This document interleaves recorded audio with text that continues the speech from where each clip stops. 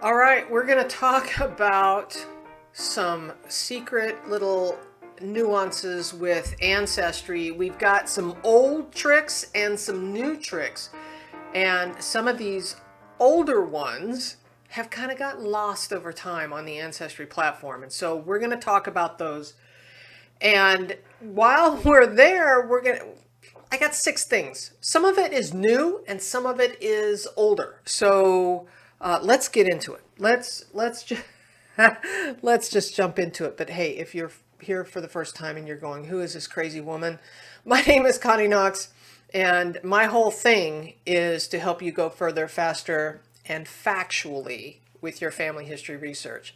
So let's jump into it. We're going to go over some new stuff, some old stuff, and show you some what I consider to be pretty valuable resources. So number one is the right-click menus. These are new menus on Ancestry, and you're like, Connie, this is stupid. Why are we talking about right-click menus? Because there are little nuanced differences between them.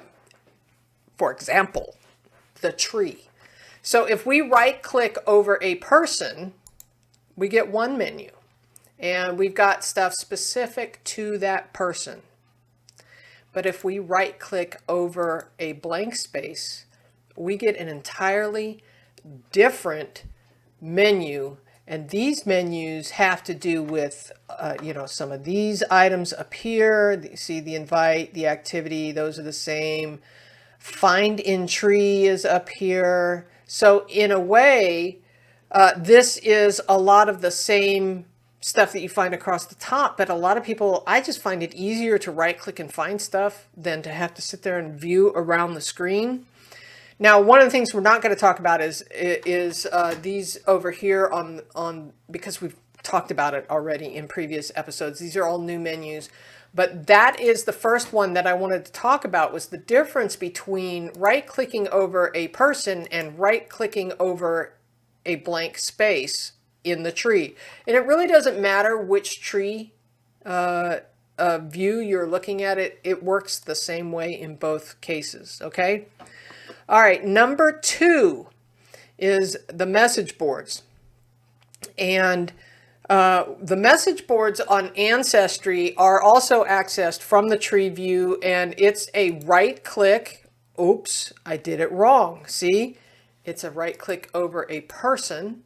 And then we go down to more help. Now this is where these old message boards are buried, but there's still some good information in them that you may be wanting to learn. So when you right click, let me do that again. You right click and you hit more help, you get this side menu pop up. And then we want to go over to the Ancestry community.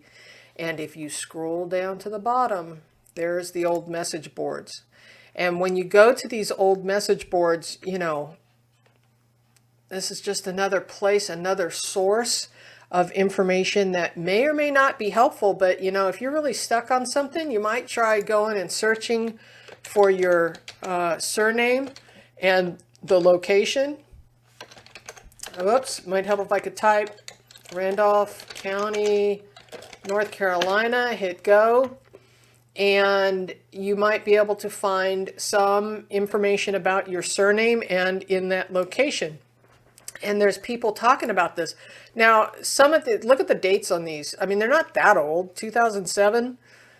So it could be that there's some good information where people are exchanging tips, and it's a thread, like the old message board. Remember CompuServe? There used to be genealogy forums on CompuServe. Anyway, so that is the message boards and how to find those. All right, let's back up for a second and we'll go to our third item, which is free charts and forms. Now, why do we want free charts and forms? Well, first of all, they're free. But the other thing is that these free charts and forms can help you in a lot of different ways. Let me show you. So if you go up to the Help tab and you go over to the Support Center, again, these are kind of buried, but if you can find them, Charts and Forms, go. And then we have this, I don't know why this keeps popping up.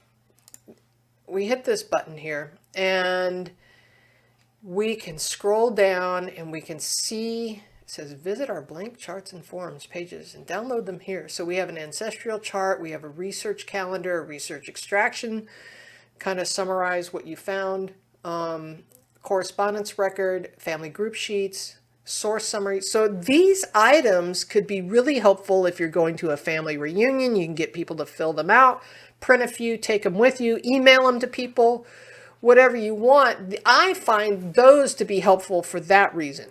Okay, unless you want to collaborate with them electronically and get on a Zoom call or something and, you know, work together. But some people like the old-fashioned, you know, want to sit down at the kitchen table and think about it. And, okay, grandma was born at this time or whatever, and they want to write it out. So those forms are great for that. But one of the other things I wanted to point out was down here at the bottom, if you'll notice, there is the US, Canada, and UK forms. And here's another link to those other forms. So why are these helpful? Well, let me tell you.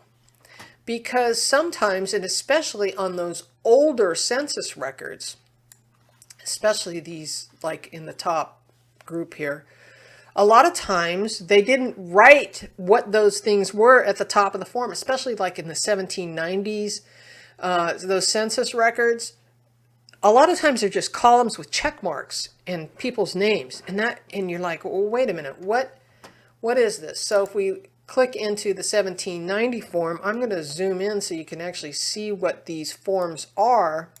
And here, I'll bring this up full so you can see it. The headers are listed here, and you can see what they are. If we go let's go back and find, whoops, let's go to find the 1800 census form, and it's got similar information here where you can see what the different age ranges are. I can't tell you how many times I've looked at some of these old census forms. I'm like, I got to pull out my handy dandy cheat sheet here because you know, it gives me this information. Now, in the past, what we used to do, and you could still do this, is we would fill this information out when we were doing you know, kind of old school versions of how to do ancestral research. We would use these sheets and keep them in our notebooks or in our files. You could certainly do that.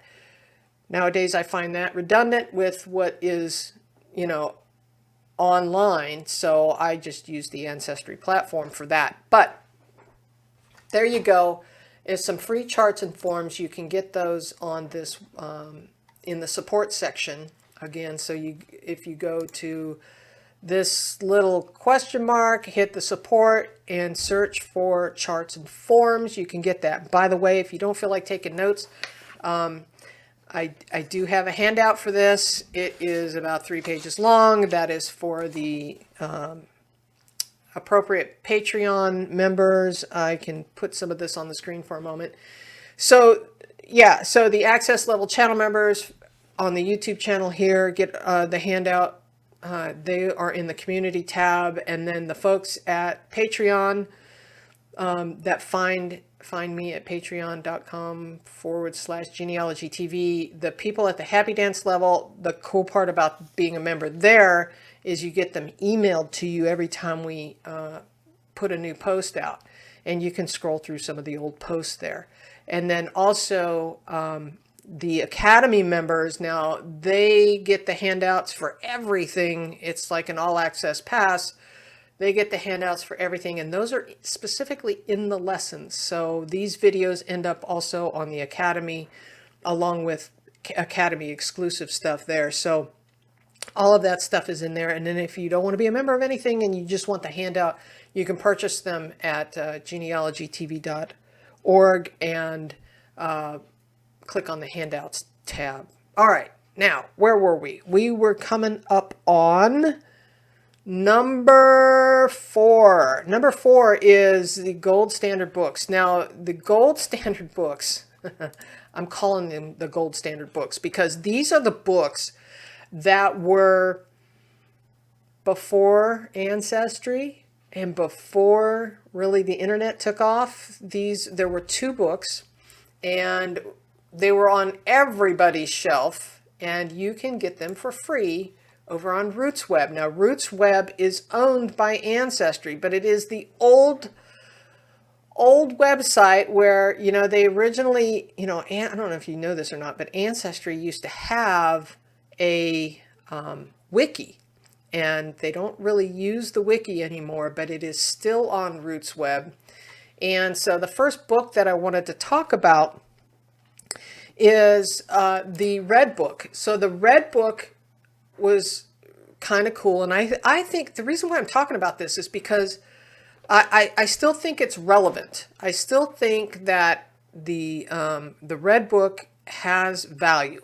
And so the Red Book here on RootsWeb has information about specific subject matter. And so I don't think a lot of that subject matter has changed. Now, in some cases, maybe courthouse records may have moved to the state archives or something, but a lot of times the strategies on how to research, say, court records or, you know, specific information is still available, and you can get to this stuff for free here, as well as, look, it is organized by location. So it's a little bit like researching on the FamilySearch wiki, but it might be another opportunity for you to find some information. The other one is the source book. Now, the source book is similar but different. I still have a copy on the shelf that I still peruse through once in a while, and it is really good for digging into various types of records and learning about how to research those records. You can't beat free, right?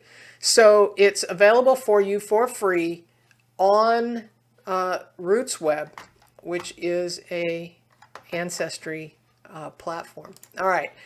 So where are we? We are on number 5 out of 6. So we've got a couple more to go. So this is the Explore tab. Now this is from the Ancestors profile. So let's go to right click, view a profile. And the Explore tab is new. And so what I want to do is I want to show you. Here it is, right here is the Explore tab. And let's pull this up full. The Explore tab is something that you should be careful with. Let me explain. So the Explore tab is fed by other information that is similar to your ancestor, but it is not the same as hints. It is not throwing up stuff that says, hey, I think this is your ancestor. This is more like, hey, this information is like from the same time period and the same location. Let me show you. This information up here, I think, is being fed from Story Scout, which is a different feed. Let me show you. If we go to trees and you drop all the way down to Story Scout, that is information that Ancestry has been putting up that is, I believe, factual, information about the history of the area and that kind of stuff. That is different than what this Explore stuff is down here. Media.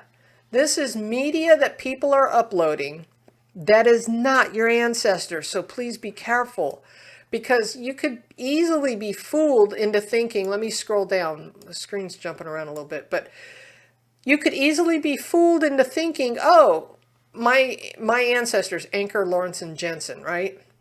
That's the profile that we drilled into.